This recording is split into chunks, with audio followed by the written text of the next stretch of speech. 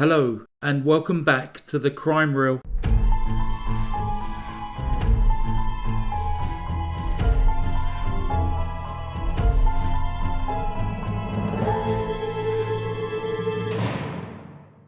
For today's true crime narration, we will be taking a look at a case that has left many people searching for answers, despite the fact that it has officially been solved for over 30 years. Debbie Wolfe was a bright, caring young woman who lived with her 2 dogs in a remote cabin in Fayetteville, North Carolina.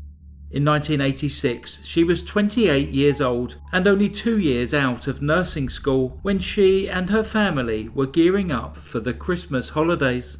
Debbie worked as a nurse in the nearby Veterans Hospital and in that year was lucky enough to not have to work a shift on Christmas Day. Instead, she spent the day with her family, enjoying her time with them, before heading back to her own house for the night.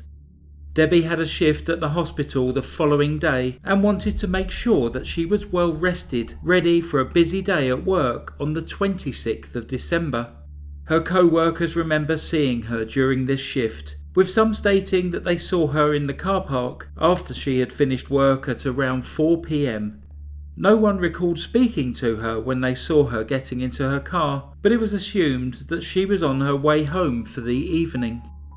Debbie was known to keep an extremely clean home, despite living with 2 relatively big dogs in a cabin very close to the wilderness, with large fields and a pond on the property. Friends and family always described her home as neat and tidy and said that her 2 dogs were her world. Debbie was a responsible and reliable worker, so when she did not arrive for her shift at the hospital the following day, the 27th of December, this immediately struck her co-workers as being out of character. By the time she was just a few hours late for work, her family had found out and immediately made their way over to Debbie's cabin to see if everything was all right. What they found when they arrived only made them even more concerned. They were greeted by Debbie's dogs, who were running loose on the property and looked as though they had been outside all day, despite it being the middle of winter. That alone was enough to make Debbie's family nervous, but they knew something was very wrong when they opened Debbie's front door and saw that her cabin was a total mess. Empty beer cans were littered throughout the house. Debbie's nursing uniform, which strangely was not the one that the co-workers remembered her wearing the day before. Her uniform was on the floor in the kitchen and Debbie was nowhere to be seen. Not knowing what else to do, Debbie's family continued searching the property to see if they could find her, or at least find something that could point them in the direction of what had happened. But things would only get stranger. Debbie's car was not parked in the usual spot, and when the family opened it up to have a look inside, they found the driver's seat pushed all the way back. Debbie was only 5'3" and would always drive with her seat all the way forward. Her family were not sure that it was Debbie who'd last driven the car, but they had no idea who else it could have been. Inside the cabin, they found Debbie's purse under her bed, as though someone had either tossed it or maybe hidden it there, and then they noticed that there was a message flashing on her answering machine. Thinking that maybe Debbie could have gone somewhere and then phoned her home phone to let people know, they played the message. It was from a man whose voice no one recognised. In the message, the man said he was one of Debbie's co-workers at the veteran hospital, and he claimed that he was trying to check in with Debbie to see if she was all right because she had missed so many shifts in the previous few days. Again, this led to further confusion. The family knew that this was not true, as Debbie had been at work the day before. Additionally, none of the staff at the hospital recognised the voice on her answering machine. Debbie's mother called the police to tell them that she thought something had happened to her daughter. However, at this point, Debbie had only been missing for a few hours, and the police informed the family that she would need to have been missing for 72 hours before they could file a missing persons report. Terrified and not knowing what to do next, Debbie's family continued to look for her desperately, hoping that she would turn up somewhere. However, When those 72 hours passed without any further information, the family then filed a missing persons report, thinking that the police would then get involved and they were sure to find Debbie. However, the police didn't even start looking for Debbie for another 2 days. She had already been missing for 5 days before any official investigation began, and even when the police were involved, the investigation was minimal at best. On New Year's Eve, 1986, the police officers arrived at Debbie's cabin with bloodhounds.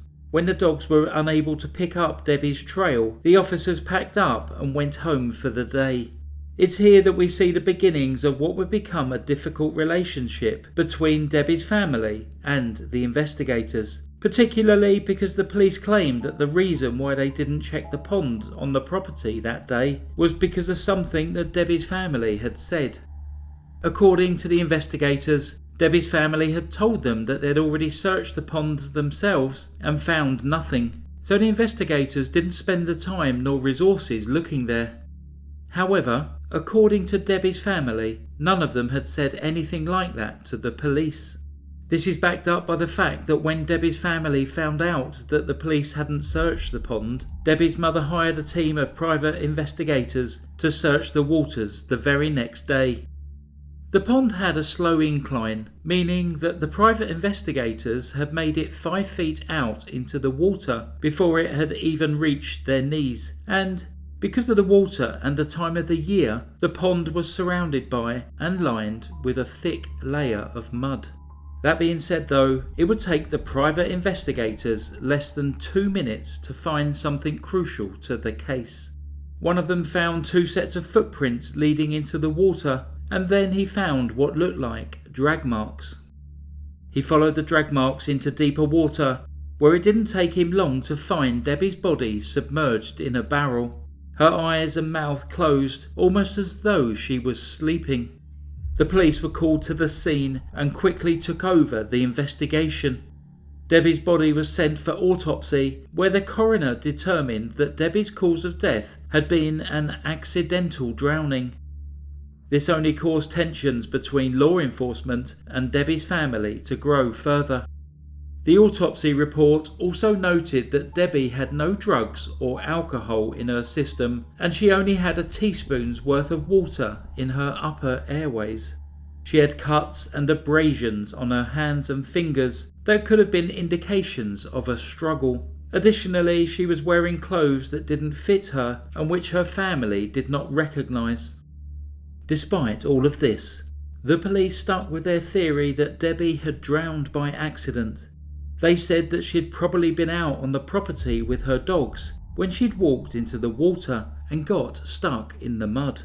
They went on to state that there were then 2 possibilities of what had happened. That Debbie had either struggled to get out of the water because she suffered from a bad back, or that she'd fallen victim to trench foot, which is also known as immersion foot. This is usually seen in soldiers with some of the lesser known symptoms being nausea and dizziness. The investigators believe that Debbie may have walked into the water, come down with trench foot, becoming dizzy and disorientated, and therefore unable to walk back out. They then surmised that she may have fallen over, and because she was found wearing a thick coat that would have become incredibly heavy when wet, which would have then dragged her under the water. But Debbie's family disagreed, and they made many arguments against the police theories. First, they pointed out that drowning victims are rarely found with their eyes and mouth closed, as Debbie had been. Instead, their eyes and mouth are open where they are struggling to breathe. When someone drowns, it is also common to have foam at their mouth and in their airways as a result of trying to breathe underwater. Debbie had no foam in or on her. Secondly, when Debbie was found, she was wearing clothes that did not belong to her. When Debbie's mother got Debbie's clothes back from the police, she noticed that Debbie's trousers were too big and too long, and that she had been wearing a pair of men's shoes that were 3 sizes too big for her. Her bra was also 3 sizes too big, and no one recognised either her t-shirt or her coat. Additionally, The shoes that Debbie was wearing were completely clean, something that was particularly easy to see because they were bright white. If the investigators' theory was correct, how had Debbie walked into the pond herself without getting mud on her shoes? Finally, Debbie had been found inside a barrel. How did this fit with the investigators' theories?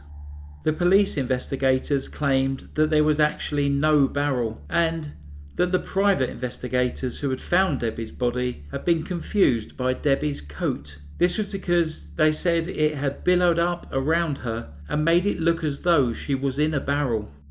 Debbie's family disagreed.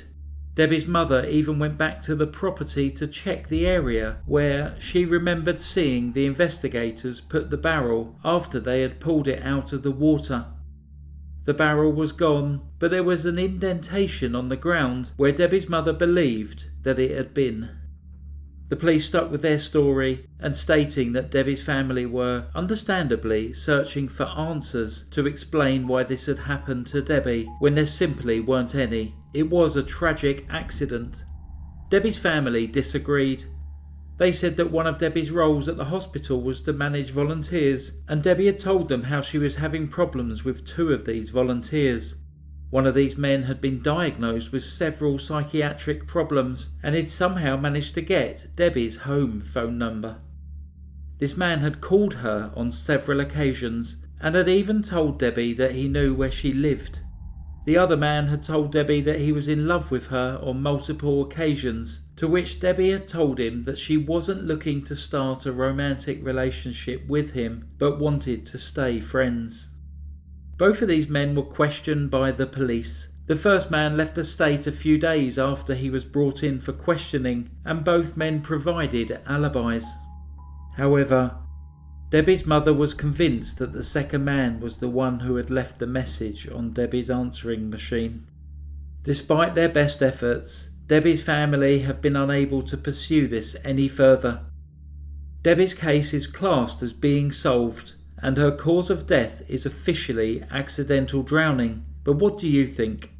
It wouldn't be unheard of for family members to go searching for reasons to explain why their relatives had been struck with such horrific bad luck, but on the other hand there seems to be so many questions left unanswered by the official version of events. So that concludes today's case about Debbie Wolfe. Such an intriguing case. I'd love to really know what happened. For all the pet lovers out there, I've been trying to find out what happened to Debbie's 2 dogs. I've just received confirmation from Dr. Maurice Godwin that Debbie's parents took them to their house. Thank you also to Dr. Maurice Godwin for giving me permission to use some of his photos. Thanks very much for listening to The Crime Reel. Stay safe. Goodbye. Psst. As you know, the case today was based in Fayetteville, North Carolina. And did you know that the great Babe Ruth scored his first ever home run at a ground in Fayetteville? Goodbye.